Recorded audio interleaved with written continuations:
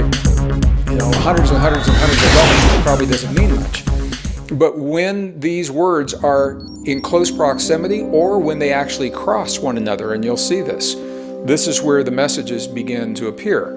Now, this whole concept was made popular, brought to the public attention in the mid-90s, specifically, and then with a book in 97 by a journalist named Michael Drosnin. Sadly, Michael Drosnin has passed, so he is no longer involved in this, but it is through his journalism that he published this first book called The Bible Code, and I believe four other books following, Bible Code 1, 2, 3, and 4, to bring us up to date on what was happening in the world. And the way that he did it was very profound, because in the Bible Code, there was a series of sequences saying that the Israeli prime minister at the time in the 90s would be assassinated. Now, some of you, I know, have not learned about this in school. Others of you weren't alive when this was happening. So I'll just go over this very briefly as an example. And then we'll use this example to go through other queries very, very quickly once you understand how this works. T-minus 20 seconds. So the Israeli Four. prime minister between 1983 and 1995, his name was Ignition and Yitzhak liftoff. Rabin. He was a man of peace, and if you know him, or if his name is familiar, you may remember that he worked with, under the guidance of Bill Clinton. When Bill Clinton was our president, Bill Clinton was the one that got Yasser Arafat, the leader of the Palestinians on the right-hand side, and Yitzhak Rabin, the Israeli prime minister on the left. He got them together for the peace accords, called I believe it was the Oslo Peace Accords, where the two men in principle agreed to create a peace. This is the closest we've ever come to peace between these two factions that are brothers and sisters in blood, and they truly are. They have the same heritage.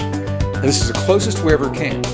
There were people that did not want that peace to happen, and one of those individuals was a man that assassinated Yitzhak Rabin, and he did it on November 5th, 1995. The reason I'm sharing this is because the Bible Code said that when the query was made, Michael Drosnin was working with the mathematicians, and they saw the assassination November 5th, 1995. And they warned Yitzhak Rabin that this would happen. He listened to their warnings, and he believed in the Torah code, and he said, if it's in the code, then it's meant to be, and I'm not going to change my plans. I'm paraphrasing. He went forward with his day as he had planned his day, and the man that was identified in the Torah at the time of day that was identified in the Torah, on the street that was identified in the Torah, in fact, took the life of Prime Minister Yitzhak Rabin.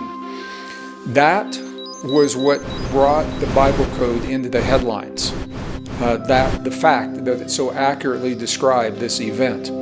So what I'm sharing with you here, this is a highlight, and then I'm going to go to a computer screen. What you're seeing here is a portion of the Torah matrix, all right? Yitzhak Rabin is in the red. I just want you to see how these codes are revealed. Is in the red, so you see him vertically, and crossing him, it's nearby, it's crossing him. Assassin who will assassinate actually crosses his name.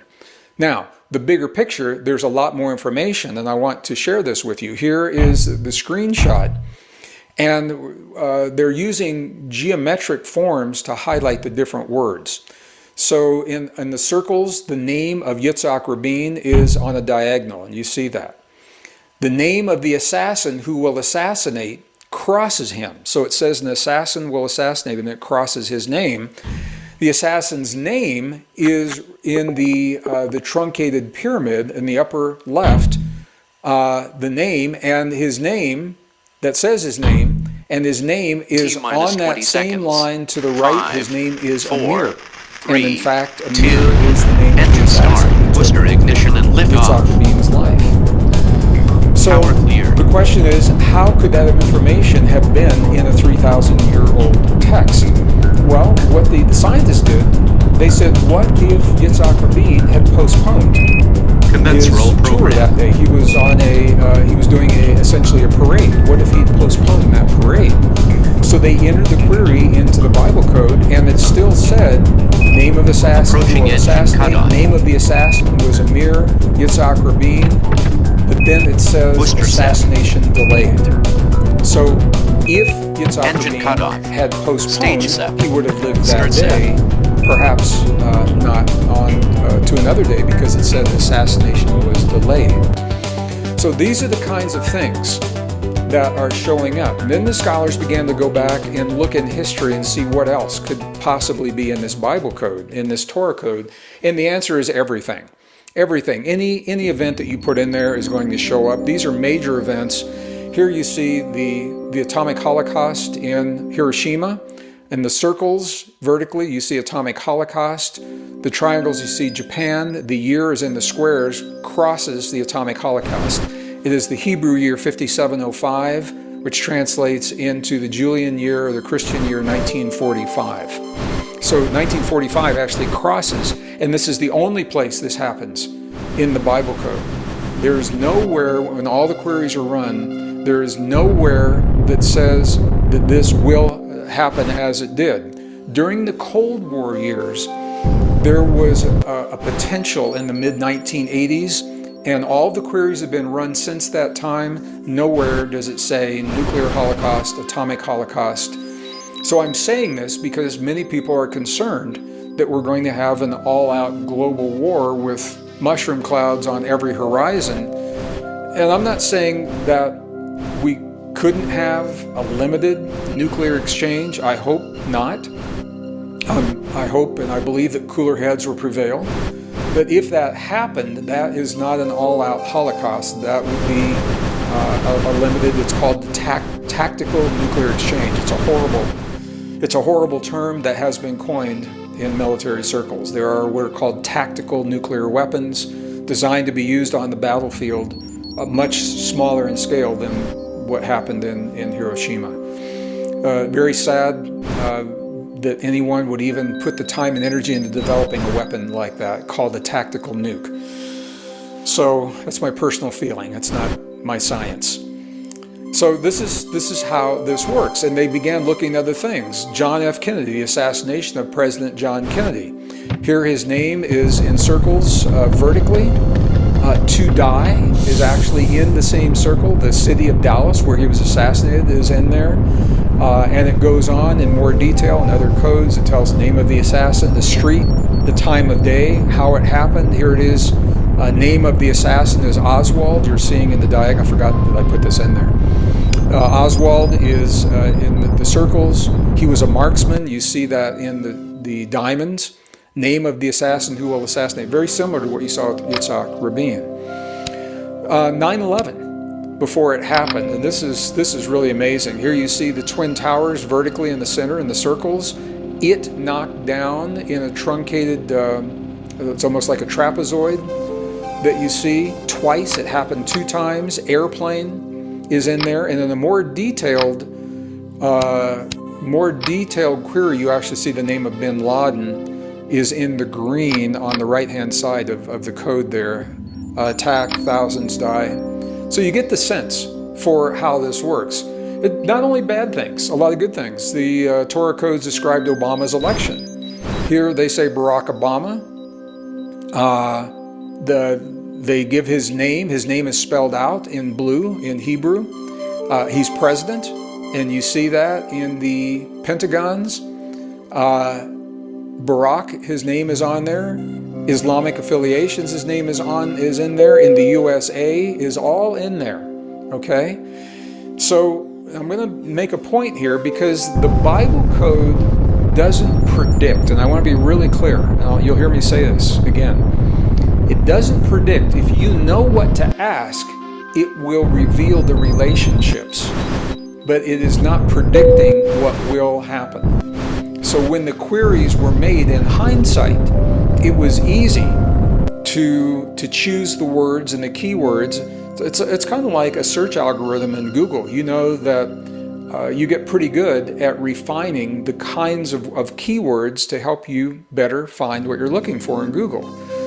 In this software, the way that the queries are entered in hindsight can help us to know what the code knew about all of this. But the thing is, you have to ask the question. It's not predicting blanket, these things are going to happen. You've got to know what question to ask, number one. Number two, the query must be made in the Hebrew language because it is being queried against the Torah.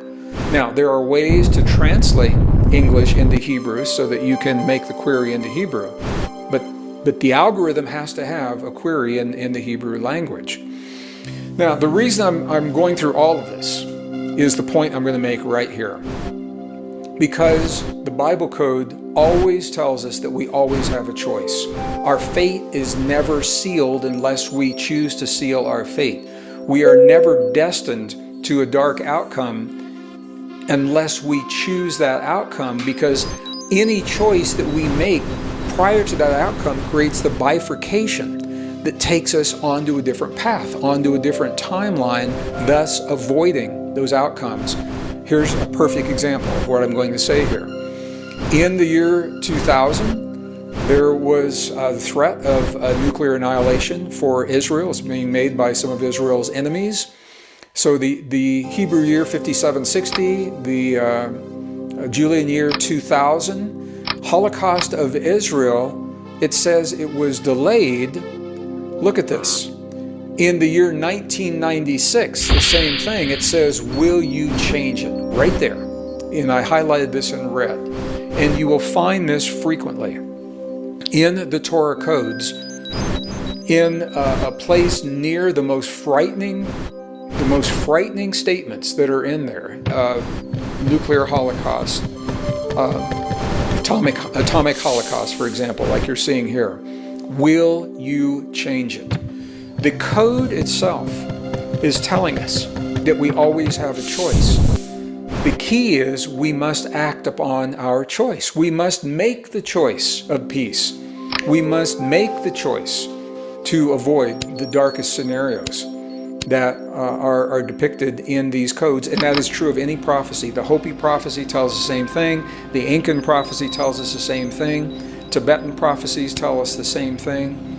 All they can tell us is what may happen if nothing changes. They're looking at probabilities in time and space as we embrace our power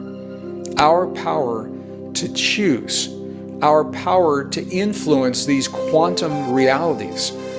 By doing that as individuals and by doing it collectively, we are shifting those timelines to avoid those darkest moments. And as I said, unless something has changed, all of the Torah codes from the experts that I've seen, that I've worked with, and I've been a student of this, I've studied this since the 90s myself. We've done whole workshops on this.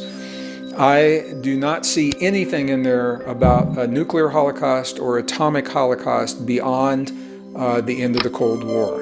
So of all the things you have to worry about, and there are a lot of things out there, maybe that one can have a little less priority for you.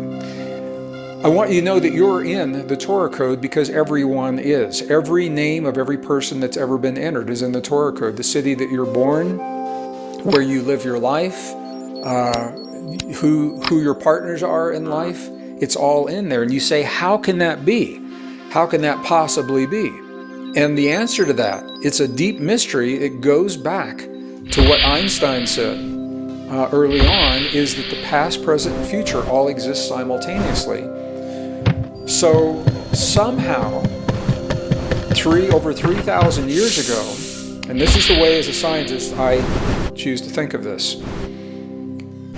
You've seen me talk in past programs about the very real possibility that we are living in a simulated reality or a virtual reality, that we are living a simulation, learning something about ourselves, learning about the power of love, learning about the power of human emotion, learning about the power of good and evil. And I say that because those are the dominant themes playing out in our world. The ancient theme of good and evil has been playing out since the beginning. The power of love to transcend hate and to transcend our hurt and heal, and the power of human emotion to elicit that love. Those are all factors that I personally believe are dominant factors. If we're learning anything in a simulated world, I believe this is what we're learning. Now, the Bible code itself says that the code cannot be understood until what is called the end of time. Not the end of the world, not the end of the world like so many people thought 2012 was. 2012 wasn't the end of the world. We're not living the end of the world now. We may be living the end of a certain kind of time and moving into a different kind of time, a new kind of time. What the Bible code says very clearly is that we will only be able to read the code at the end of time when computers, and the word computer is in the code, when computers can unlock the codes. This comes from the book of Daniel, actually, is where this is. So the information in the Bible code was shut up and the words were sealed until the end of time. And it's at the end of time, and look at in the circles, computer. The word computer actually crosses to shut up the words and seal the book until the end. You can't see it's cut off here, but the end of time. All right? So we now have the computers. We are living, according to the Mayan traditions, the end of one cycle of time and the beginning of a new cycle. Time may mean something different to us. Our world is changing. Our world may mean something different. But it's only now that we have the wisdom to understand the algorithms, to create those algorithms, and we have the machines to run those algorithms against the code. The book of Daniel says it's only now that we can read this because it's been shut up and sealed for our protection up until this time. Now our computers, our high-speed computers, are allowing us to go through all of these possibilities. Here's the quote that I was sharing with you. Einstein said, "Time does not flow in only one direction, and the future exists simultaneously with the past." This has always been one of the mysteries in physics. It feels to us like we can only go from the present into the future. However, mathematically and in terms of quantum principles, there's nothing that prevents us from moving backward in time. It simply is that time appears to be flowing forward. And I mentioned in an earlier program that physicists believe that is linked to the Big Bang. The Big Bang is the expansion that began our universe that continues today. With that expansion moving outward, that's where time and space-time were created with that expansion. So if our experience of time and space is linked to the expansion of the universe, because the universe is still expanding outward, that would explain why time is dominant in that direction from the present into the future. If the universe were collapsing, which at some point in our distant future, theorists believe it will, that it will stop expanding and it will begin to collapse. In Hindu traditions, this is the breath of Brahma. Brahma is exhaling right now. That's the expansion, time, space, moving from present to future. When Brahma begins the inhale, then the universe begins to contract. Time will go in reverse. That's got to be a pretty weird experience. I don't know. I don't want you to think about this in terms of something to be concerned about this week or next week. I see no evidence to support that. But I want you to know that Einstein says time does not flow in only one direction.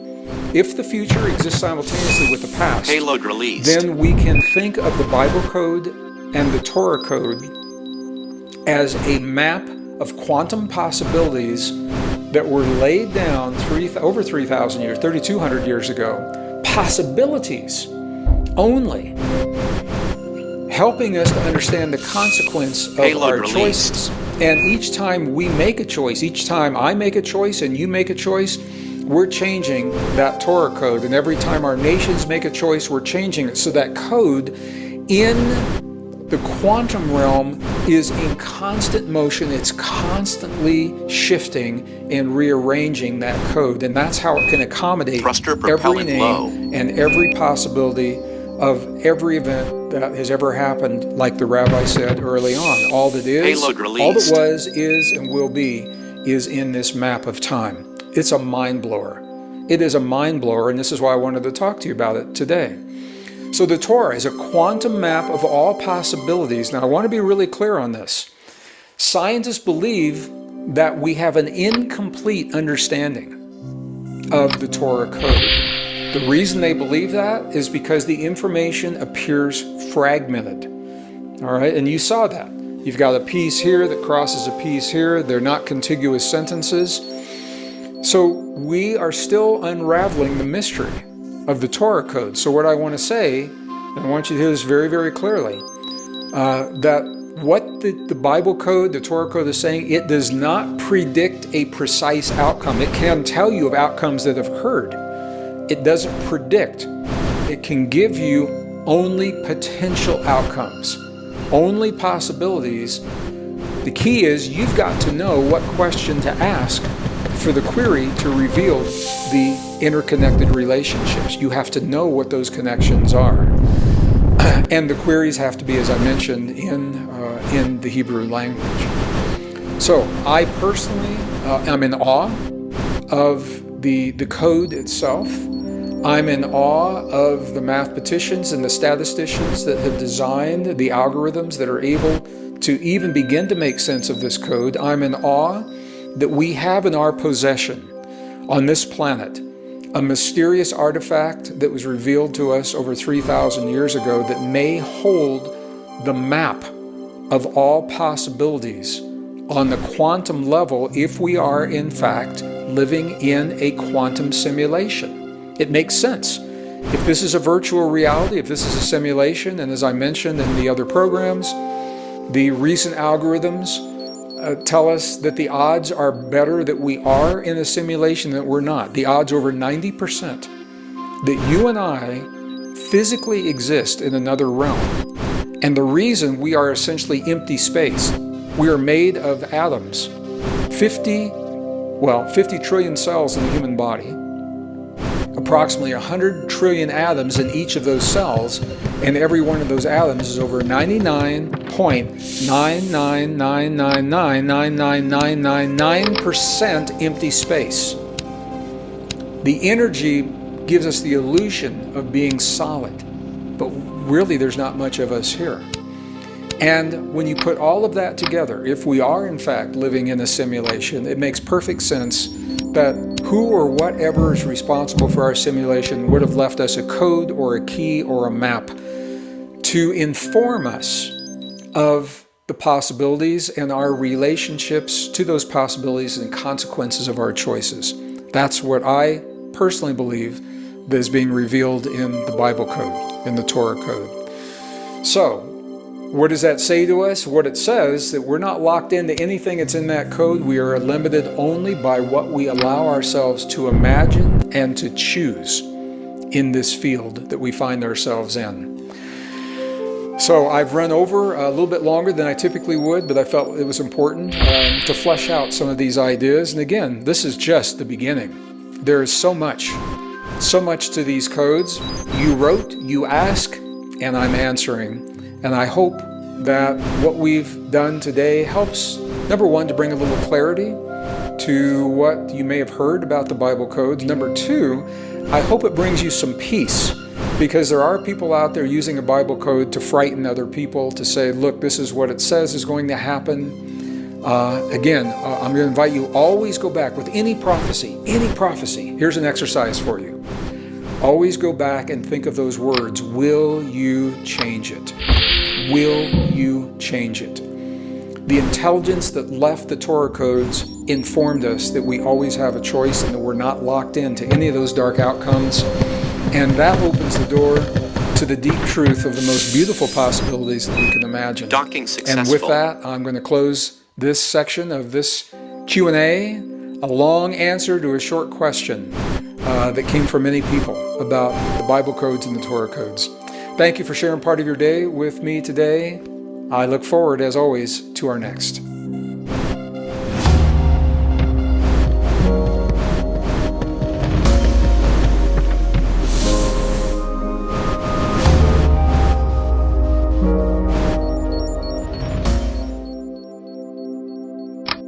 Humans are funny in that we tend to learn by experiencing first what we don't want before we don't want it, rather than saying this is what I choose and putting our energy in that direction. It doesn't have to be that way, but we had to have 2 global wars before we said no more war. We've had to have Holocaust before we say no more Holocaust. And we've had to have these atrocities before we say no more, rather than choosing to live in honoring all life and all beliefs in a universal sense. There is an awakening of human consciousness that we've never seen before.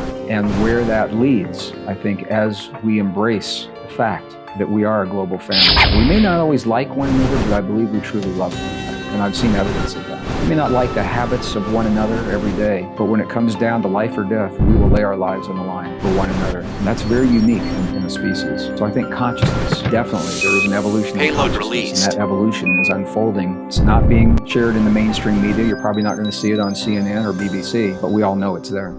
Need motivation? Watch a top 10 with Believe Nation. Hey, it's Evan Carmichael, and I make these videos because you are probably the most ambitious person in your circle, but you know you're capable of more. And you get that push by surrounding yourself with the best. So today, let's learn from one of the best, Greg Braden, and my take on his top 10 rules of success.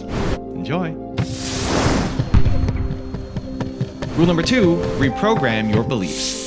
How do we start to reprogram some of our beliefs? Well, it's a good question, and you know the techniques are beyond what I can offer in 5 or 6 minutes here. It begins with an awareness, allowing ourselves to have an awareness, and for me, it begins with a promise. It begins with a promise to ourselves to be truthful, to be honest, to be factual about who we are, our relationship to our own bodies, our relationship to other people, our relationship to the cosmos, to God or higher power, our relationship to the earth, our relationship to the past, and our relationship to the future. It's all about relationships. It begins with a promise that we will not lie to ourselves about who we are. And when we are faced with the immutable truths that the new science is revealing, we have no choice. We have 2 choices. We either discount and say we are not going to accept what the science has told us, or when we embrace those deep truths, then we have to relinquish the beliefs that have supported the false narrative of the past. And that's a choice that we all have to make. And I'll just be very honest. Again, what I'm saying to you flies in the face of what I was taught in my formal education through university, I was a corporate scientist in the defense industry, in the energy industry, in the information energy